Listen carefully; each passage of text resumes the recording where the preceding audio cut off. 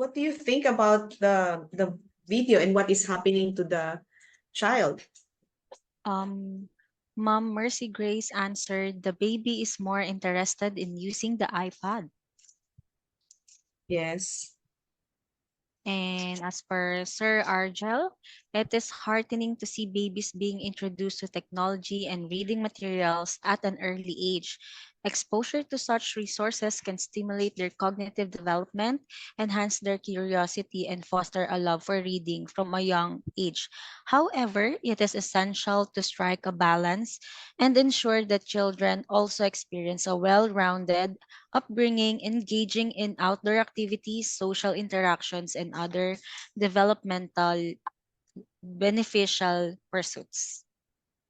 Okay. But we see the reality. It's I think everybody experiences this. And it's really saddening to know that we now have a new pacifier. Alam niyo po yung pacifier dati? 'Di ba yung parang ah pacifier yung nilalagay sa yung small nipple, tama po? Yun na, ang pacifier ng mga bata noon, yun. Pero ngayon, ginagawang pacifier ang technology.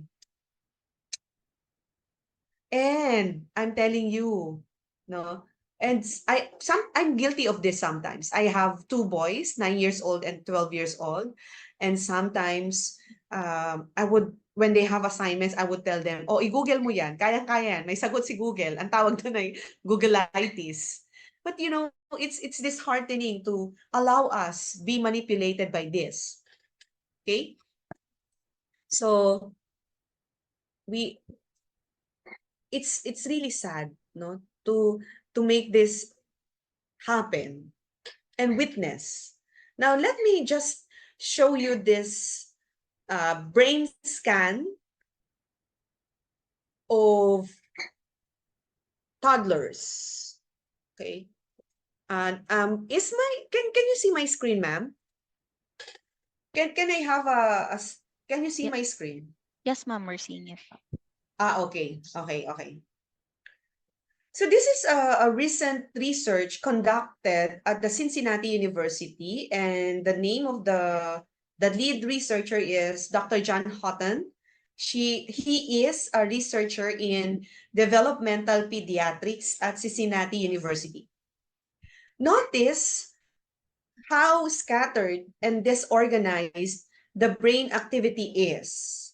If you try to look at the one in your right, in my perspective, it's on my left, but in your perspective, I think it's in your right. The one with the red dots. Okay, the red dots there signify the disorganized and scattered brain activity of a young child versus the brain of children who are read to frequently. No? Same age. What I think what you'll note, and I'm asking you to look really at the picture, what you'll note is how much more organized the brain activity is, and how the brain, the blue dots there that you can see on your screen, how organized the brain activity is, and how the brain act activity really sorts of, according to the study, sorts of mirrors or mimics the areas of the brain that are involved in foundational language and literacy skills. So what you see here, my dear teachers, are the how disorganized and how scattered the brain activity is of young toddlers who were exposed to gadgets, technological gadgets. And it's kind of, you may see the scattered red dots there. It does not mean that it's more. It means that the brain activity is scattered. Now, looking at our children today, would you agree with me when I say that they are not any more focused? That their attention level is less than that of a goldfish. Okay, I can see a lot of thumbs up. Thank you for that. But this would, if I were the parent exposing my babies to technological gadgets, I would really feel alarmed. Okay, when I was when I was like a new mother, our pediatrician, no, my baby's pediatrician here in UST told me that until age 12, no, age 12, there should be no screen for my babies. No screen at all. And so we all know that that's impossible. But you know what I did at home? Okay. We have a Wi-Fi there, but my children do not know that it's actually a Wi-Fi. And until now they're 4 years old, and the eldest is 12, the youngest is 9 years old. Until now, I don't allow them to have their own cell phone. Okay? I don't give them the pacifiers that they want. And I will tell them, we don't have money for that. And so they thought that Wi-Fi, because I was telling them, oh, it's not a Wi-Fi. We don't have a Wi-Fi because Wi-Fi is expensive. Okay. And so I told them that it's actually a pampatay ng lamok. Okay. So it drives mosquitoes away. Yes, ma'am.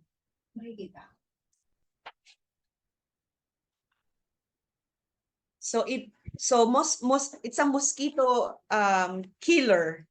However, when their cousins from Olongapo visited them here in Manila, my secret was broken because their cousins told them that, oh no, it's not a mosquito repeller, it's actually a Wi-Fi.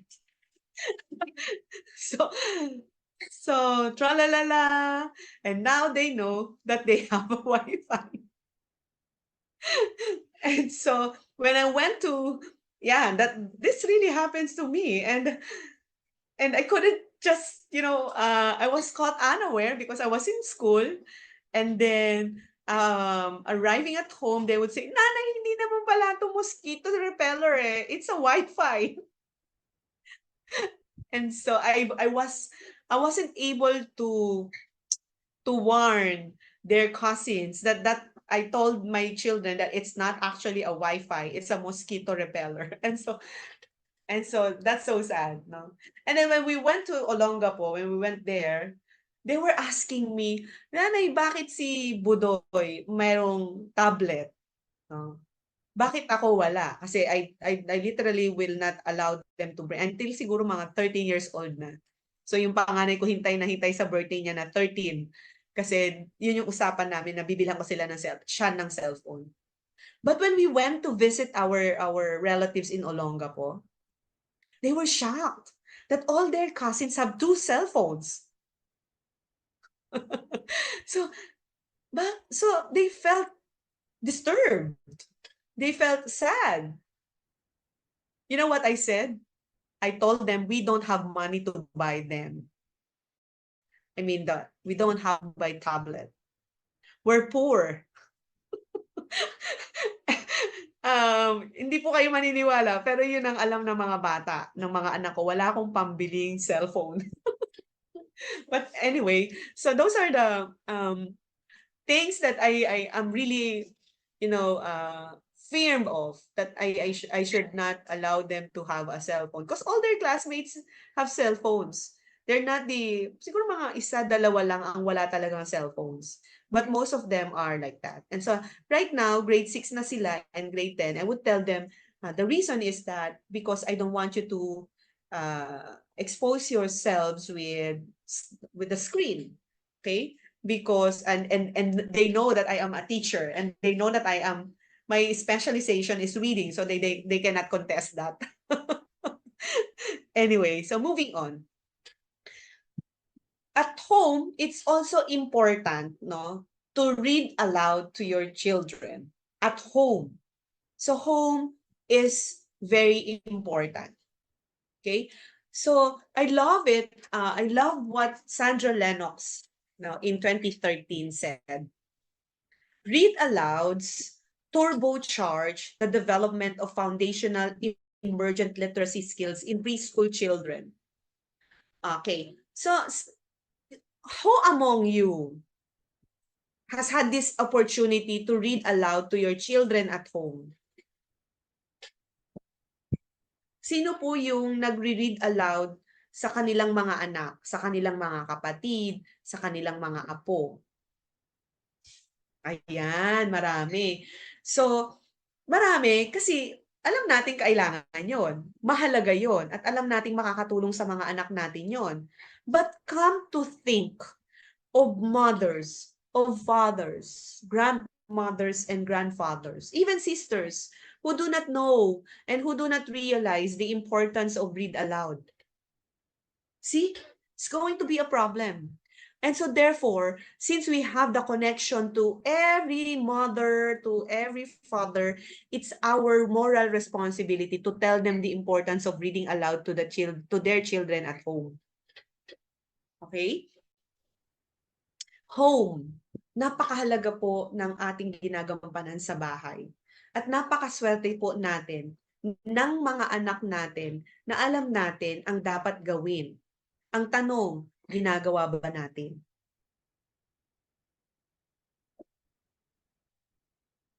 Okay, punta naman tayo sa school. So, sabi ko po, triangulation. Home, school. So as you can see on my slide, empowered teachers empower students. And this is according to John Spencer. I think it's important to look at this. Whenever I give trainings on or seminar or webinar on reading, I make sure that we are at the same phase, that we have the same wavelength. And so I always introduce this to everybody. We say homophily because as reading teachers, as teachers, we have to have the shared knowledge. Common knowledge natin to. As bilang mga guro, this is our homophily, our shared knowledge. Number one is that, I have already said this in my introduction. Number one is all teachers are reading teachers. Number one, common knowledge natin yan bilang isang mga guro. Whatever language, whatever subjects that you teach, we are all reading teachers. That concept is abused. Okay, that is abused. And later on, let's dig deeper on this. Another shared knowledge that we need to realize is at-risk readers. Okay, when we speak of at-risk readers, my friends, these are for those young readers who may be at risk at not mastering the next level of reading. Okay, because we start with alphabetic knowledge, we start with the sounds of the language. If you are unable to develop that to your children, they will now become at risk, okay, of not going up to the next level. So gone are the days that we use non-readers. Okay, my dear participants, my friends, hindi na po ginagamit ngayon yung salitang non-readers. It can be at-risk, depende sa references na ginagamit ninyo. It can be at-risk readers. It can be decoder. Pag sinabi natin decoder, yung kanina, yung teksto natin na Korean, alphabetic siya, pero we decoded it, but we don't understand it. That's the code.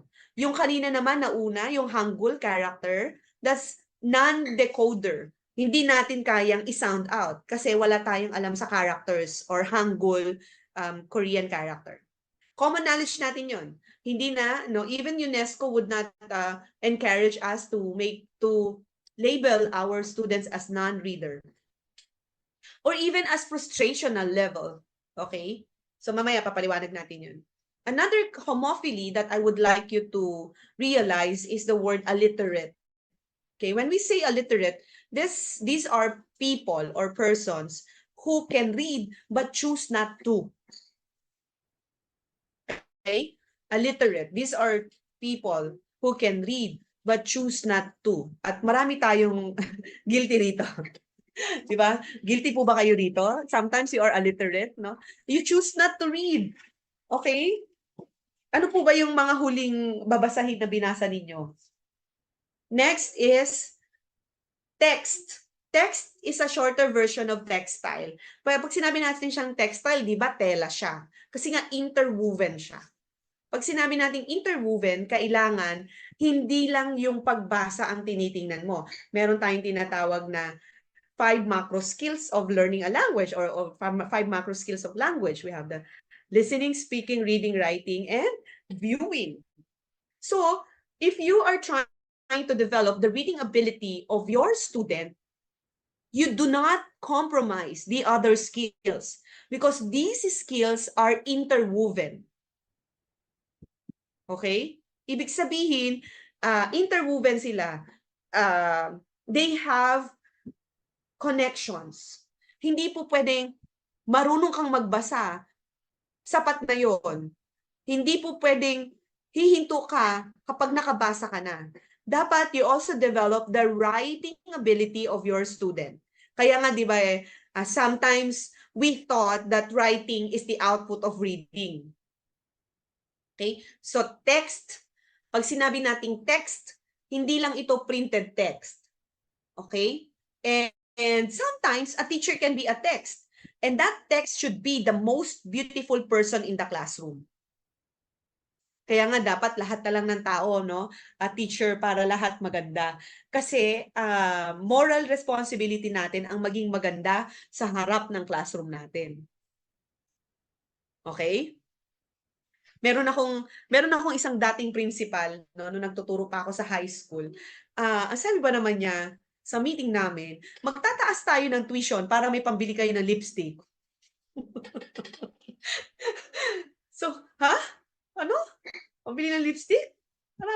Parang hindi maganda yung impression ko sa ganun na magtataas ng tuition kasi kailangan ng pambili ng lipstick ng mga teachers. What do you think of us? Parang ganun. Diba? Nakakaloka siya. Anyway, so another homophily that we need to, o diba? Natatawa kayo, pero may mga ganyang principal. Tama po ba? Diba, tama po. Nakaranas po ba kayo ng mga ganyan na, so parang ano ba yan, superficial? Anong tingin mo sa amin? Pangit. So, yan ang hindi dapat mawala sa atin, mga kaibigan, no? Ang ganda. Mawala man ng pera, pero dapat ang kagandahan hindi mawawala. Tama mo ba? Okay, next. Struggling readers. Okay, for young readers, meron tayong tinatawag na at-risk, decoder, or non-decoder. Okay, at-risk, decoder, non-decoder. Pero for young readers, for adolescent or adolescent, however you say that, they're termed as struggling readers. Why? Because they have already exhibited struggles, no, in mastering the next level. So meron na silang struggle kasi nga hindi nila na master yung basic levels ng reading. Isa pa, okay? I want everybody to please realize that the ultimate goal of reading is understanding and learning from print. At pinakamahalaga dito yung valuing.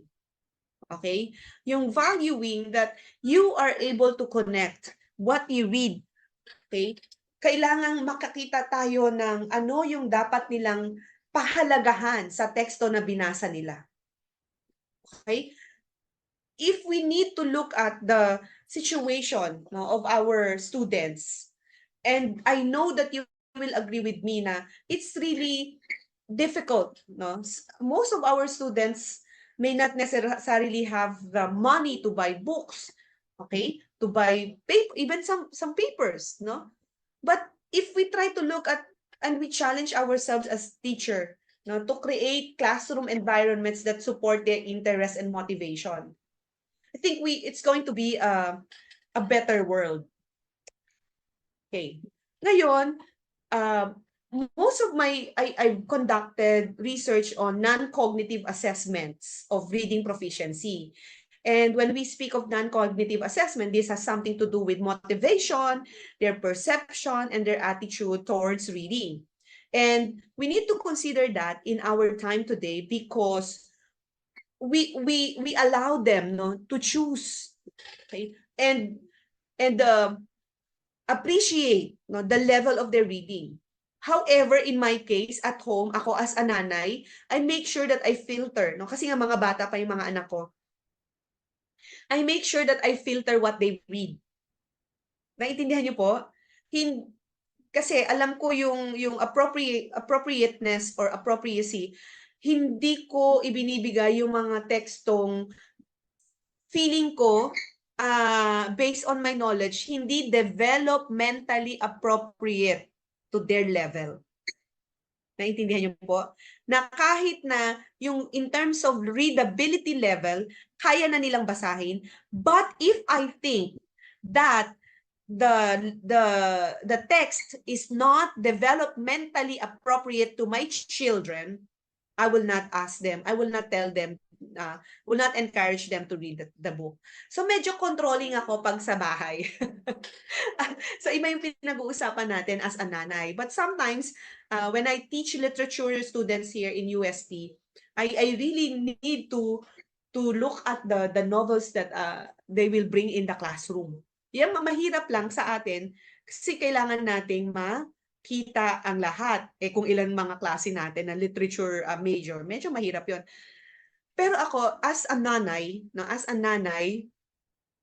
I'm really filtering, no, the books of my children. Hindi ko sila inaalaw magbasa ng mga may tawag ako na dark literature kahit na mga bata yung mga anak ko, no. So sa bahay ang karamihang libro namin yan, nabasa na namin yung Pentateuch of the Bible, no, yung first 5 books of the Bible, tapos yung Gospel book.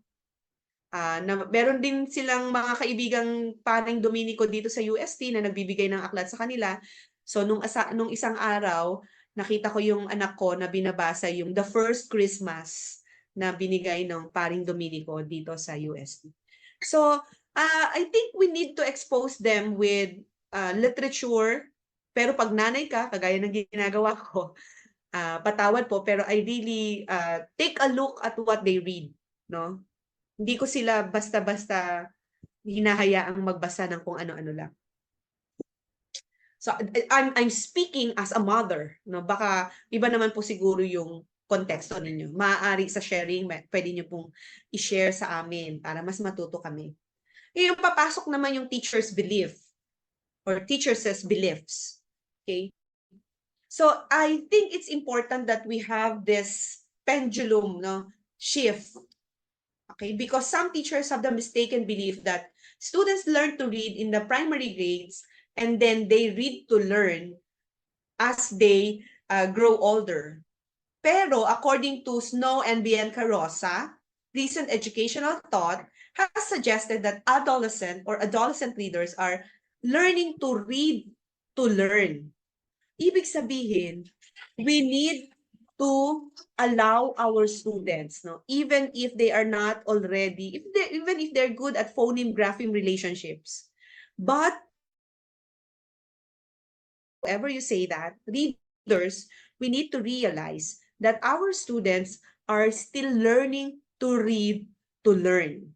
And as a teacher, when you see that ZPD, no, yung Zone of Proximal Development by Lev Vygotsky, we really need to take a look at how we can assist our students to become better readers and to become better absorbers of the text. Kaya lang, mga kaibigan, ito po ay isang skill at kailangang inaaral nating mga guro. And that will be another seminar. Okay, next. So just to give you a little, I only have very limited time. So if you are a teacher in early reading, so these are the instruction, no, components of reading instruction that you need to look at. Phonemic awareness, phonics, fluency, vocabulary, and comprehension. Bigla ko na-rattle, it's already 11, 12. And then, if you are, for older readers, the focus of reading instruction should be word study, fluency, vocabulary, comprehension, motivation. Bakit kailangan ng motivation? No? Because we understand that they now have the affective filter. Okay, at we need not destroy this filter. What we need to develop is that they appreciate and look, they are able to connect themselves to the text that they are reading. Okay? And another thing that I would like to share with you is that oral language develops naturally. So we have this language acquisition device in our broadcast area, and this is actually proposed by Noam Avram Chomsky. When we expose our children to several languages, that language can be developed naturally without us even explicitly teaching them.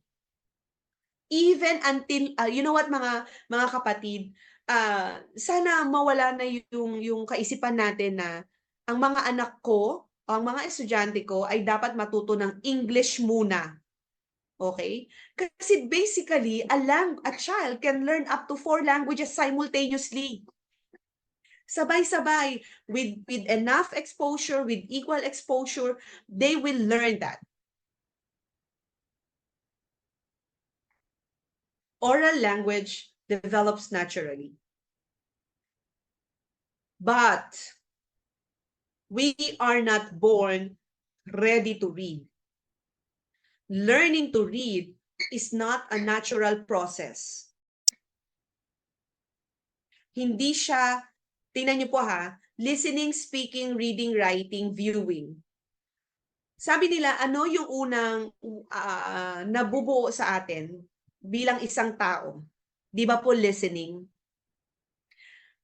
Nung tayo ay nasa sinapupunan pa lang ng nanay natin, tayo ay marunong ng makinig. Kaya nga po, di ba, pag may malakas na sound, nung nasa sinapupunan ko po ang aking panganay na anak, dahil may ginagawang condominium at merong malakas na sound, sobrang lakas ng sound, parang nagulat siya at sinipa ako. So, ibig sabihin, naririnig niya ang mga bagay-bagay kahit nasa sinapupunan ko pa siya. Listening is a natural process. Unless, of course, you're born with defects, no? But listening is a natural process. Speaking is also a natural process. But with proper exposure, with appropriate exposure, enough exposure, and balanced exposure. Tingnan po natin, bakit mahirap ang magbasa? Because reading is not a natural process. As well as writing is not a natural process.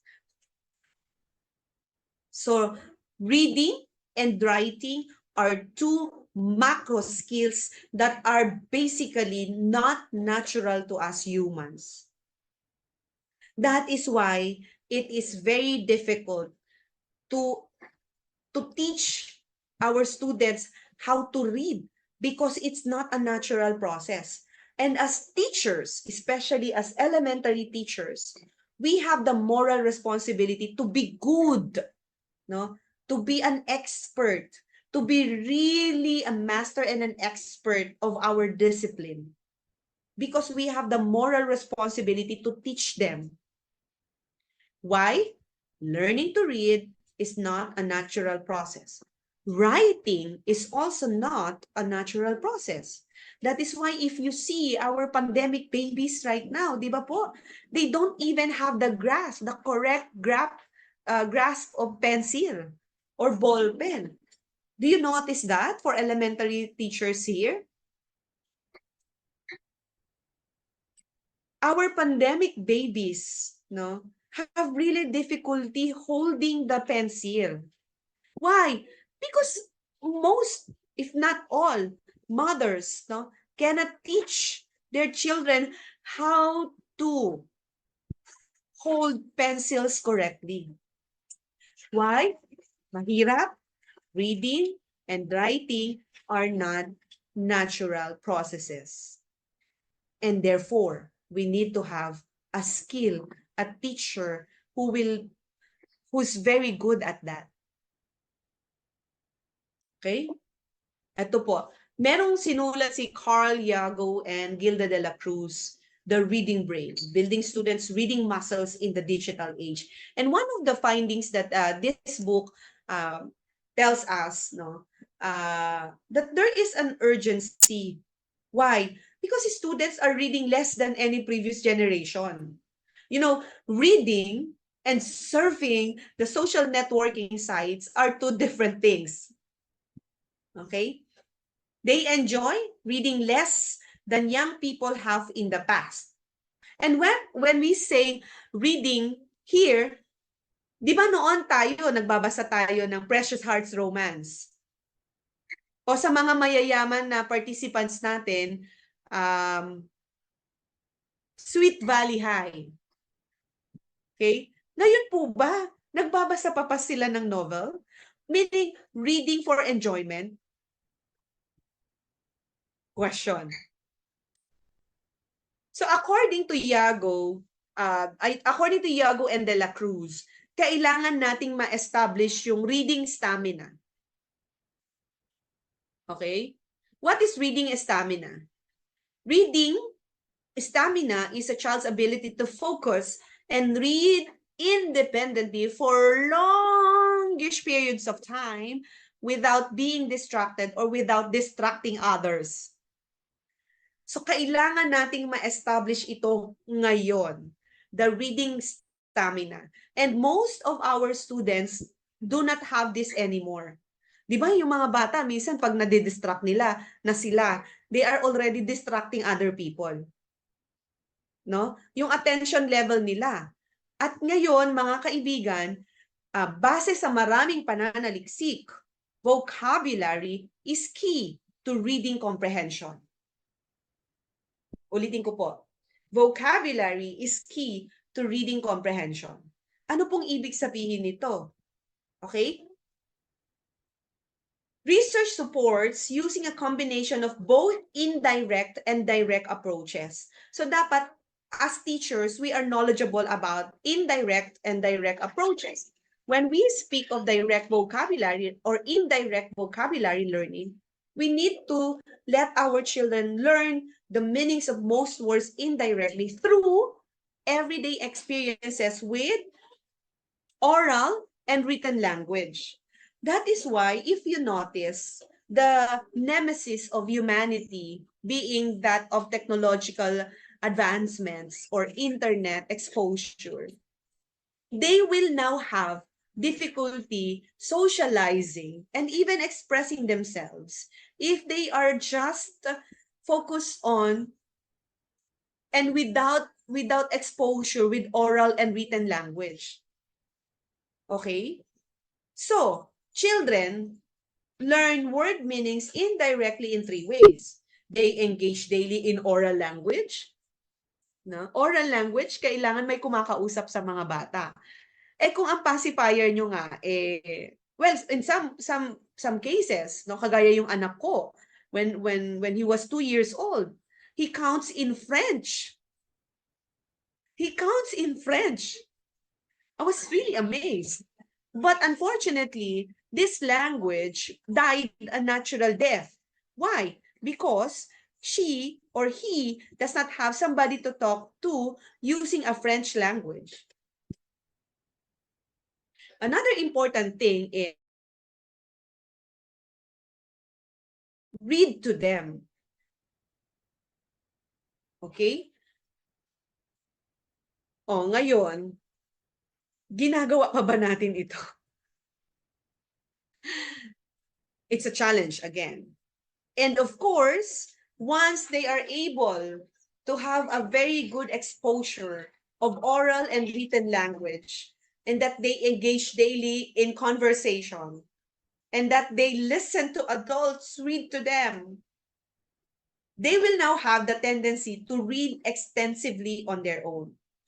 You know, dito sa UST, when I ask my students to read a text and I read it to them, they get the impression that when they would tell me, "Ma'am," sabi niya, "Ma'am, paano kung ikaw ang nagbasa, mas naintindihan ko yung teksto?"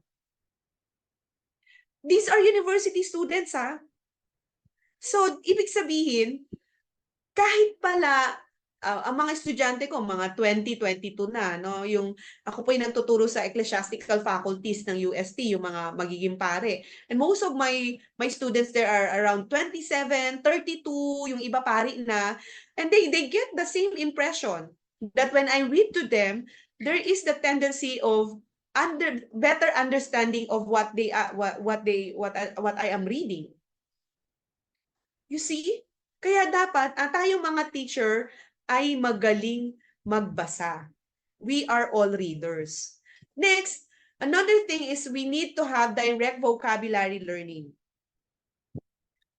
Ako, I believe in the power of teaching direct instruction or explicitly teaching them because it's important to better reading comprehension. Now, meron tayong tinatawag na tier of vocabulary. Tier 1, tier 2, tier 3. No? Parang mga promotion lang yan. Now, it includes providing students with instructions, specific words. Okay, I have here an exercise about analyzing prefixes, affixes, but I don't think we have time because I think this one is, for me, the next slides are more important. But if you have some time, you can answer these online exercises on prefix, because our knowledge of prefixes and infixes for Filipino words, no?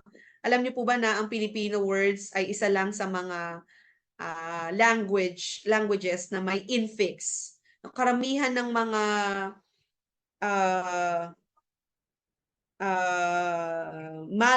Malay or Malay language, meron din silang infix, and Filipino din meron.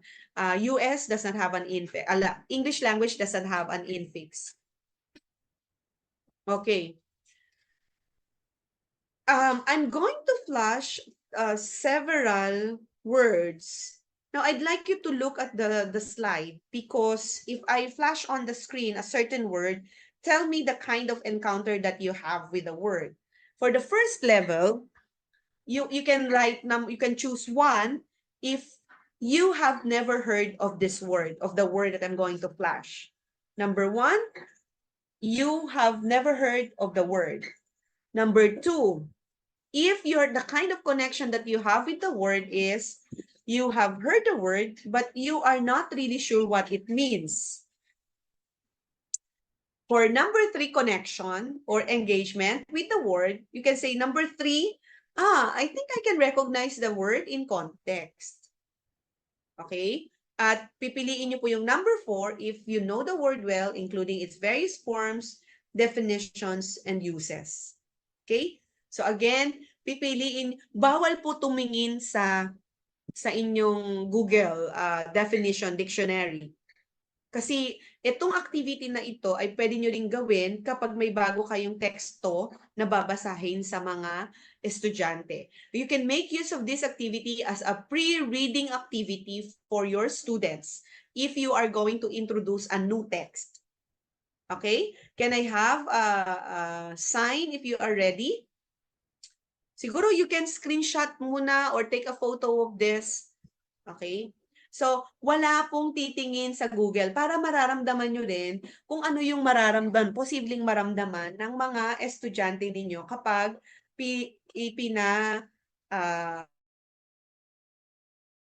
to experience our activity today.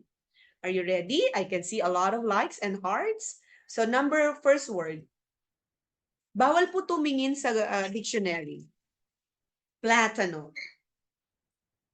Ma'am, Claire, can you please assist me? Okay, what kind of interaction do you have? 1, 2, 3, or 4? Without asking Google. Bawal po ha. I may not see you, but God sees you. Yes. They're answering 1 po in the chat box. Okay, 1. So most of them are 1. Plátano. Mamaya ipoproseso natin to. Number 2, pulchritudinous.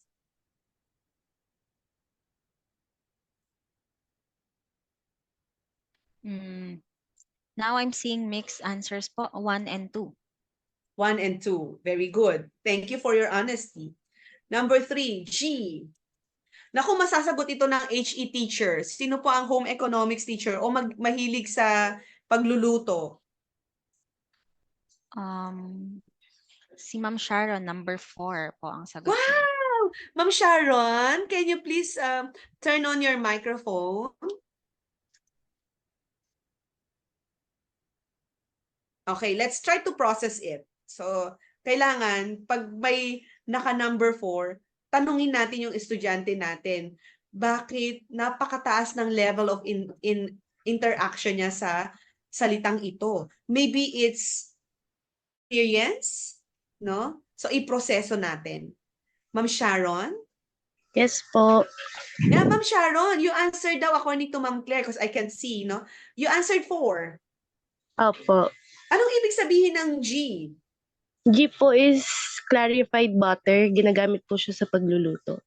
Ang galing! Paano mo nalaman, ma'am? Mahilig po kasi ako manood ng cooking videos po. Okay, palakpakan natin si Ma'am Sharon. Okay, correct. G is a kind of butter, right? Yan. So, tingnan ninyo po ha. Number 4, si Ma'am Sharon, ibig sabihin, alam na alam niya yung salita at automatic, no? Na sumagot siya na number 4 agad. Hindi na siya nag-isip. So, yung level of interaction niya ay meron na siyang tinatawag na tagumpay siya sa theory ni Samuel's, sabi ni Samuel, automaticity. Na pag sinabi agad yung salita at alam na alam mo at may experience ka doon, hindi ka na mag-iisip. Okay? So, number 4 siya. Kasi meron siyang automaticity. Kaya ang bilis ng sagot niya, no, Ma'am Claire, nakita mo agad na may number 4. Yes po. Okay? So, automatic sa kanya. Okay? Very good, Ma'am Sharon. Thank you. How about number 4?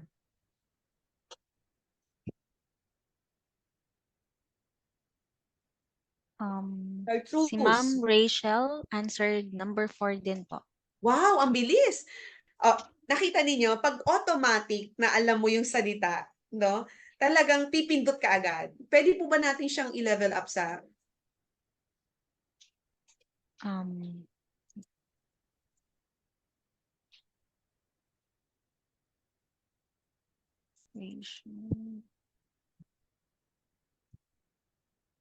Ayan. You may now Ma'am? unmute your mic po, Ma'am Rachel. Hello, everyone. Ma'am Rachel!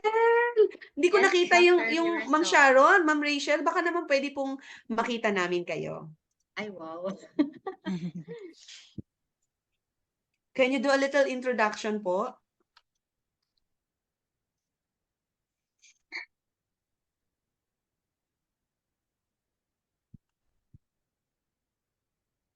Can you... Ayan. Ayan! Hi, Rachel! hello. Oh, hindi ka AI. Ma'am, can you please... tapos si Ma'am Sharon, ano pong... Taga saan po kayo?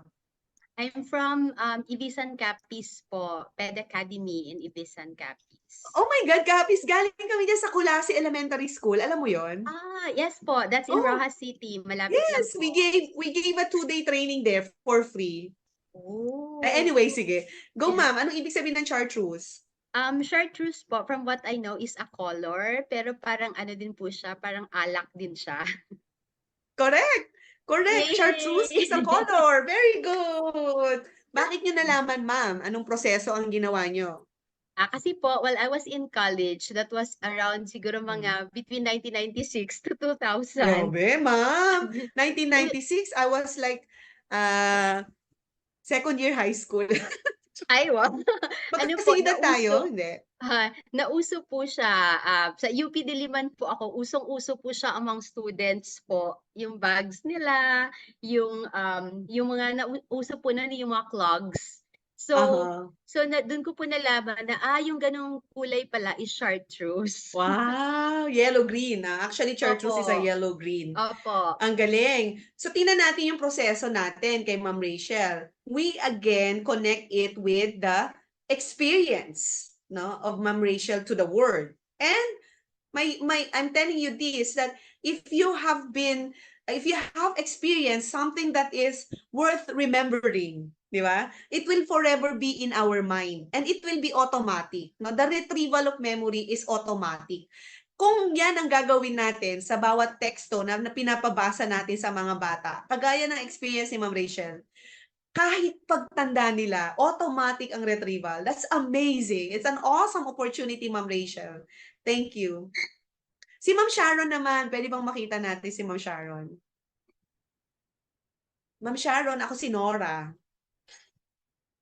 Joke. Ayaw magpakita ni Ma'am Sharon. Ma'am Sharon.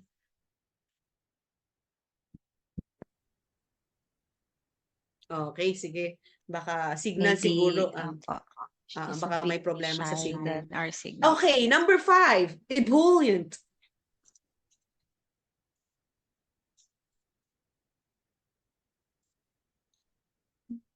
Most of them are answering number 1 and 2 po. 1 and 2. Miss Rose, yes. Okay. So ngayon, meron ipapakita nyo na to, no? Yung number 3 and number 4, nasagot ni Ma'am Sharon at ni Ma'am Rachel. Ngayon, ang next activity natin dito is, you ask your students to get something from their bags or to hold something from anything in the room that they think is the definition of the words that have not been defined or explained by the classmates or anybody from the room. So ang activity natin yung guess and show. So ngayon, I want you to please get something that you think what a platano is. So, kuha kayo sa kusina ninyo ng isang bagay na ang sa tingin ninyo, ang ibig sabihin ay platano.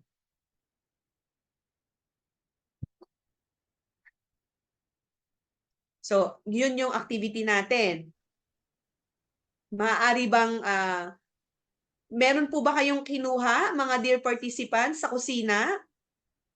Pwede po bang magtaas yung may nakuha sa kusina na ang sa tingin ay ito ang ibig sabihin ng platano?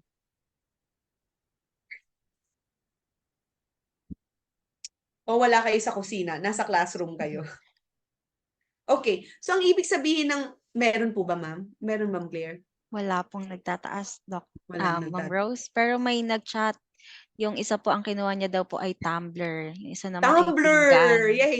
Okay. So from that experience, no, sasabihin natin, kailangan ikaw, meron kang bagay na ito, ha? Huwag mong ipapakita itong mga words na ito nang wala ka.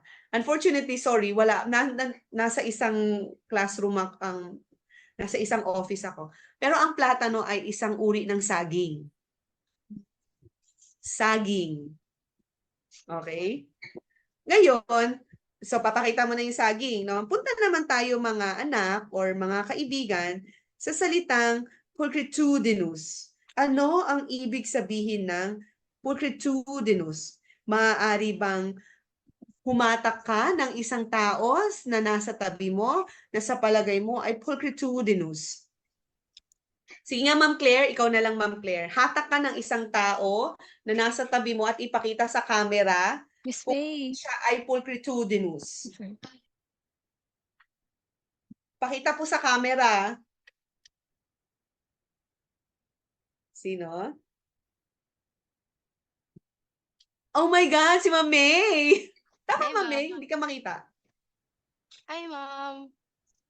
Ma'am May, alam mo ba ang ibig sabihin ng pulchritudinous? Alam mo daw meaning ng pulchritudinous. Hindi. Okay, very good. Ang ibig sabihin lang ng pulchritudinous ay beautiful. So tama si Ma'am Claire. Kasi ang kinuha niya ay Beautiful. pulchritudinous. Maganda. Yes. So ngayon, paradigm shift tayo.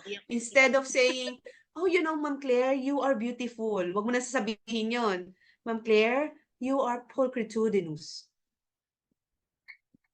Sosyal, di ba? Ngayon, dahil nga nasagot yung G at chartreuse, punta naman tayo sa last word natin na ebullient. Okay? So, pwede din itong isang tao na sa tingin mo, nasa tabi nyo, at ebullient. Ang ibig sabihin lang ng ebullient ay, ito ay ang tinatawag natin, cheerful and full of energy. Pwede rin si Ma'am May, actually, Ma'am Claire. Kasi para siyang walang kapaguran nung conference. I no? agree po. Diba? Yes. So, Full of siya ay, energy. okay. Pero hindi na natin sasabihin na full of energy. Ebullient. Ebullient. Social, di ba? Okay. So, next. So, yun na po yung guess and show natin. So, our goal as teachers is to make our students realize the value of word consciousness. And according to Edgar Dale, the level 4 is our target. Okay. Now, I'm sure if I can think as Ma'am May, Ma'am Julian, I would never forget the meaning of ebullient and the meaning of pulchritudinous, being beautiful, and ebullient being full of energy, because Ma'am Claire made her as an example of the definition of ebullient and pulchritudinous. So yung mga ganong interaction natin sa mga estudyante natin ay siguradong hindi makakalimutan. Okay? Next naman po yung tinatawag nating interactive word ladder. Ito naman po, meron po tayong of course, literal na ladder, naka-drawing siya, at mahanap po kayo sa teksto. Dapat pagagawain ko po kayo nito, kaya lang wala na pong oras, 11:39. Pipili po kayo ng dalawang salita na mahalaga sa tekstong babasahin ninyo. So, yung teksto na pinili ko ay tungkol sa casting a vote. So, syempre, if it's casting a vote, ang first word na naisip ay ballot. So, interactive word ladder siya kasi papasagutin ko po kayo ng next, in order for you to reach the last word, which is dapat highly connected with the first word, meron mga series of words that you can play with using our base word, itong ballot. So, halimbawa, number 1. Okay, class, I want you to take away 2 letters from the word ballot, and it will give us a round object. Can you please chat your answer to this question or to this statement, or basically question, what is that round object from the word ballot that when you take away 2 letters, it will give you a round object? The answer po ng ating participant is ball. Okay, let's check. Moving on to the next step of the ladder is the word ball. Correct.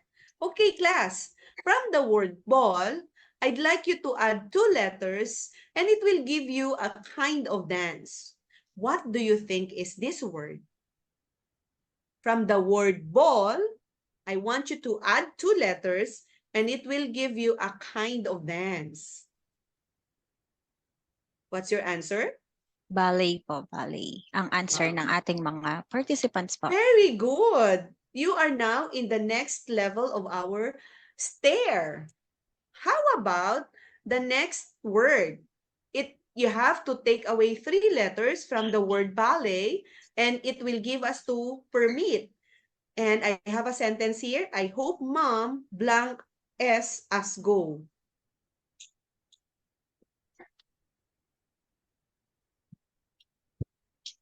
The answer is Let daw po as per our participants. Ma'am correct. Rose. Let. To permit is let. Next, from the word let, change one letter and it will give us a large quantity of something. What do you think is the word? They're answering lot. L-O-T. Okay, very good. Okay, class. From the word lot, I'd like you to change one letter and it will give you a young child. The answer po is lad. Hindi. Sorry. Sorry. Sorry. Napindot ko agad. The answer is taught or taught. Yeah. Next, from the word taught, can you please add one letter and it will mean to carry? Okay. Their answer po is taught. Correct. Very Taught. good, children. Taught. Now, from the word taught, I'd like you to change one letter and it will give us a short, informal letter. What do you think is the word? The answers po here is note. Note. Okay, and for our last word, reaching on the next word ladder, this is often done by casting a ballot. Please change one letter from the word note. And their answers po is both. Vote. Okay, very good, children. Now, in the interactive word ladder, please make sure that the first word, ballot, and the last word, vote, are highly connected and they are part of the text. Now, this one is for intermediate learners, high school learners, pwede rin to, kasi there are around 1, 2, 3, 4, 5, 6, 7, 8. 8 words, no? Kasi given na yung ballot. Now, pag mga elementary, pwede na ng 3 to 5. Pero pag high school and older learners, pwede 7 to 9. Tapos, ang assignment dito, form a group of students who can create a story out of the answers in the word ladder. So, kung ayan ang mga words natin, they can make a story out of this. And you know what? I tried this to my class and they were very good storytellers and story writers. Okay, I think the last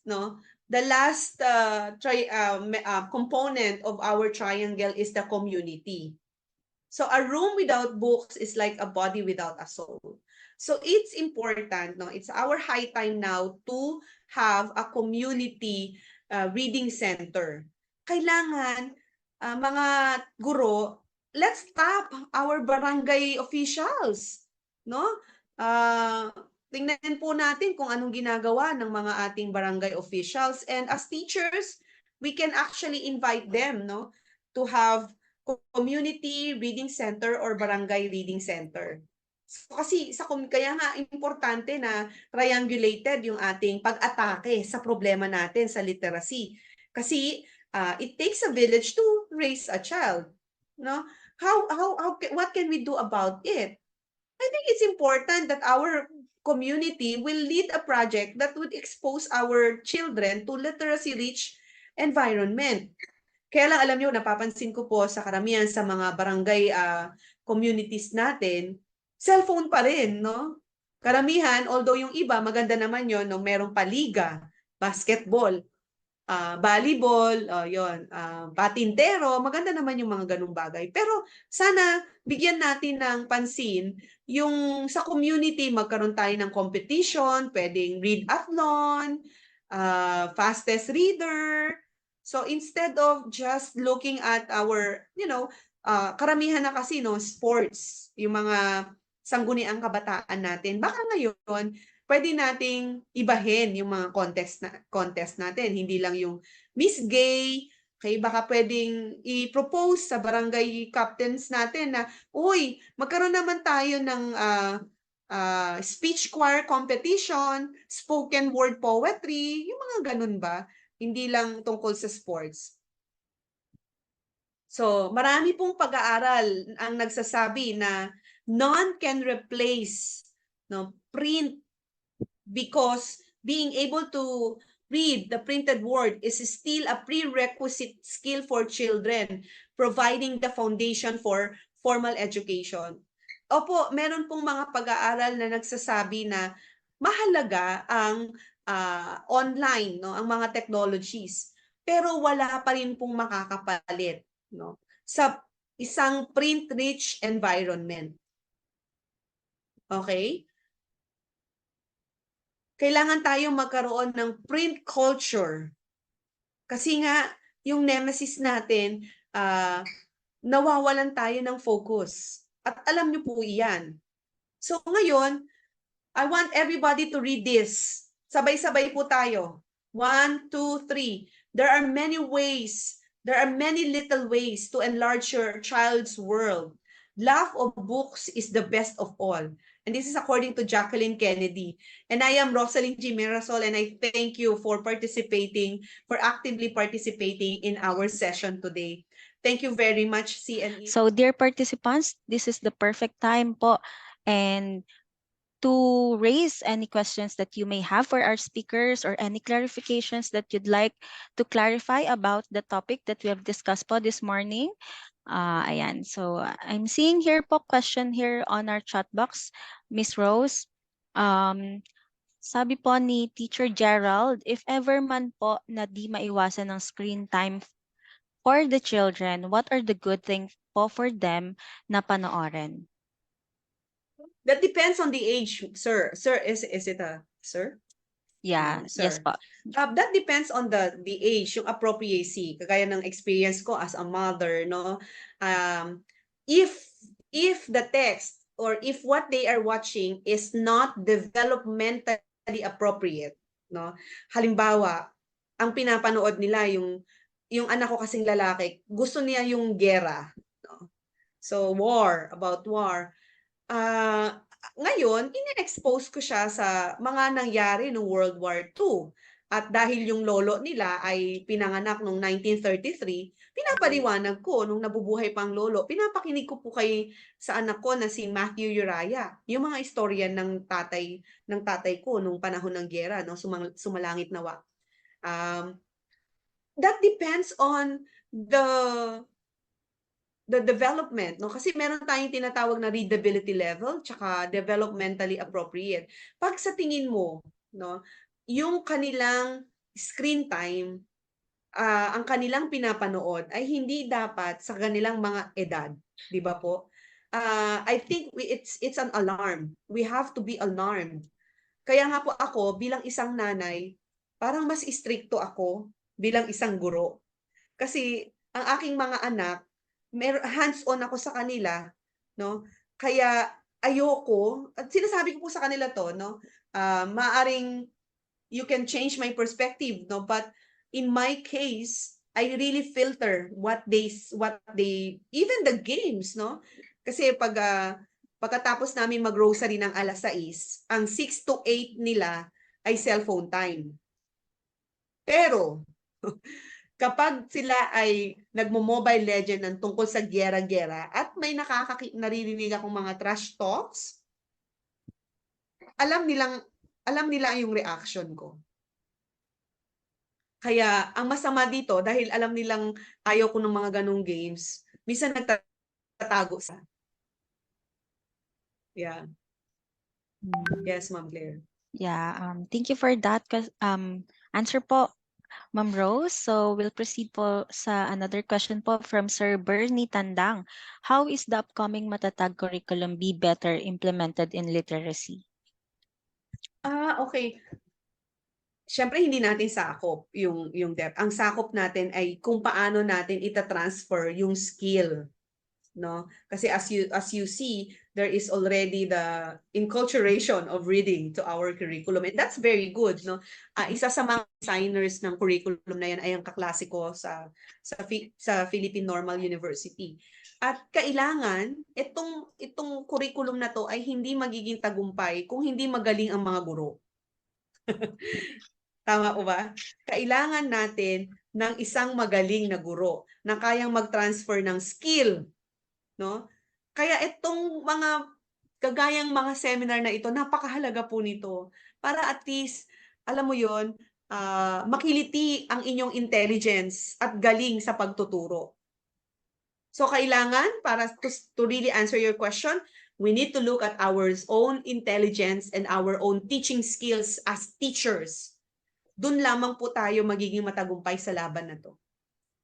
All right. Thank you for that po, Ma'am Rose. So we'll cater 2 more questions na lang po para we can end po on time. As per or question po ni Ma'am Daphne Luis. Hi Doc, I would like to ask what possible techniques or strategies you can recommend if my students know how to read but don't know how to spell, having hard time po in this manner. Wow! So, yung mga ganong kaso, di ba sabi natin oral language? Kailangan mahalaga na magkaroon muna siya ng oral language, yung oracy na tinatawag, no? Oral language exposure to the oral language.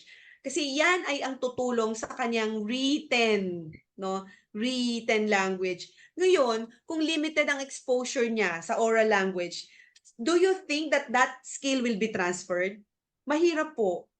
Kaya kailangan talagang print-rich environment ang classroom natin. Okay? So kung hindi ma-develop ang oral language, mahihirapan tayong ma-develop yung written language niya. Kasi pag dumami yung oral language development niya, magpa-facilitate ito, no, sa written language ng bata. So ang para sa akin, mahalaga na kausapin at mabigyan ng pagkakataon magsalita ang mga estudyante natin. All right. Thank you po, Ma'am Rose. So for the last question po, from Ma'am Rachel from Ma'am Carmen. Ma'am Rose, nakakatulong din ba sa mga bata ang paghikayat na manood ng mga palabas na Filipino sa madaling pagkatuto na magbasa sa Filipino? Okay, marami ng pag-aaral, no, ang nagba-validate ng ganyan. Subalit, bilang isang mga guro, tayo ay ang filter nila, no? Kasi hindi lahat ng mga pinapanood ng mga bata ay maaaring sabihin natin,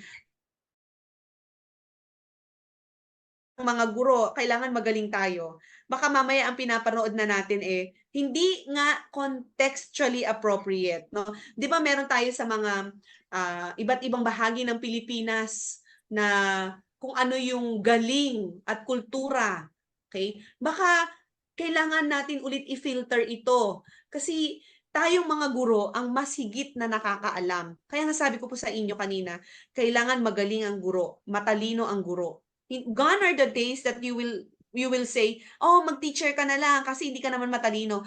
Gone are the days, no? Because the most intelligent person in the world, the most empathetic teacher and sympathetic teacher in the world should be teachers, should be us.